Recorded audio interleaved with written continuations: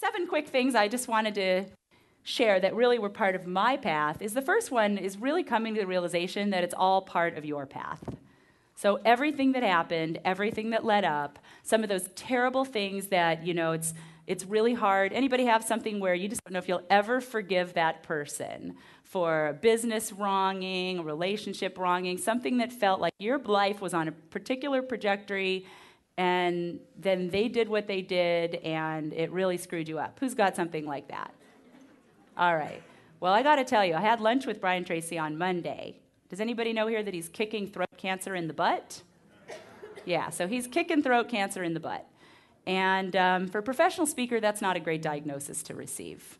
And he is an avid lifelong learner, an avid student, and he's found out, this is what he read and he believes, and part of how he's actually is curing his cancer, is that forgiveness is the biggest turnaround point for people in curing terminal illness. When you start to take in stride that it's all part of your path, you start to look back on things that happened. And in my own life, I was teaching women how to understand men for 6 years for a company that somebody else owned that I loved. I still love the work that they do in the world. And I still send people there. It makes a huge difference. It's called Celebrating Men, Satisfying Women. Yeah, who's a graduate? Yay!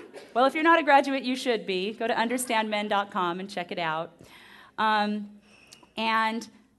We had an unfortunate parting. It didn't end the way I thought it would. In fact, I never thought it would end. I thought it would go on forever because to me, that was my life's work. But what happens when you're working for somebody else and they decide it's over and you thought it was your life's work?